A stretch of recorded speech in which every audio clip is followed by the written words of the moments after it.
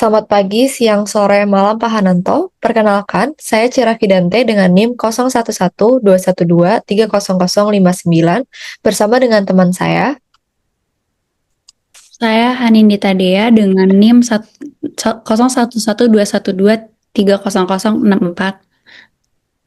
Kami pada tugas UAS esai argumentatif ini berperan sebagai yang menulis argumentasi pertama, yaitu empati AI, sekedar tiruan tanpa rasa.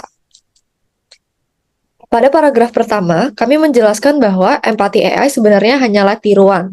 AI hanya mampu meniru ekspresi tanpa benar-benar merasakannya. Sistem ini tidak memiliki intensionalitas, pengalaman hidup maupun kapasitas moral yang menjadi dasar empati otentik.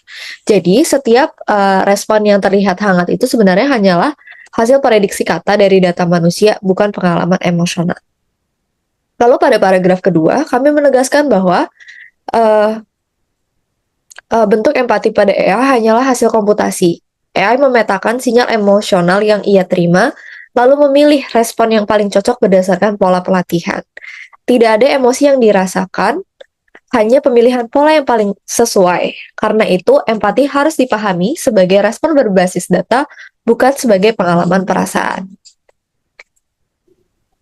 Lalu pada paragraf yang ketiga, kami membahas fenomena yang disebut dengan compassion illusion.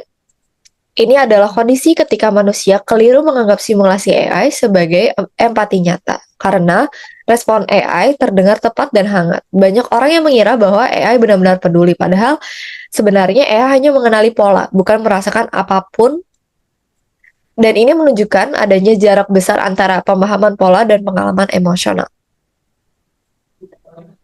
Lalu pada paragraf yang keempat, ini menunjukkan bukti empiris bahwa manusia merespon cerita yang dibuat manusia dengan empati yang lebih besar dibandingkan cerita AI.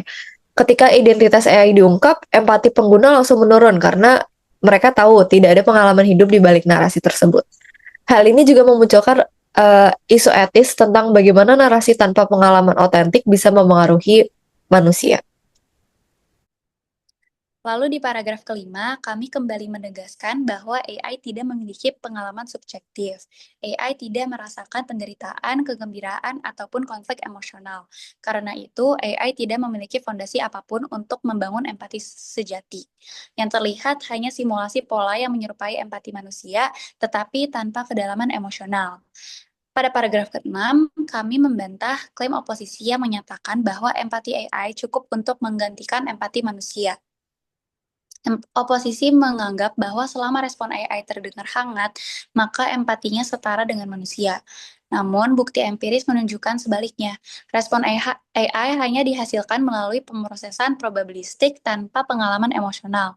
Jadi, menyamakan simulasi dengan empati adalah kesalahan mendasar. Kemudian di paragraf terakhir, kami menegaskan bahwa kemampuan berempati manusia tetap tidak dapat digantikan AI. Validasi emosional manusia memberikan kenyamanan yang lebih besar karena didasari niat, kesadaran moralitas, spontanitas, dan pemahaman konteks. Semua aspek ini tidak dapat direplikasi oleh algoritma. Karena itu, meskipun AI bisa mensimulasikan empati, hanya manusia yang bisa mengalaminya secara nyata. Sekian dari saya dan Dea, terima kasih. Terima kasih.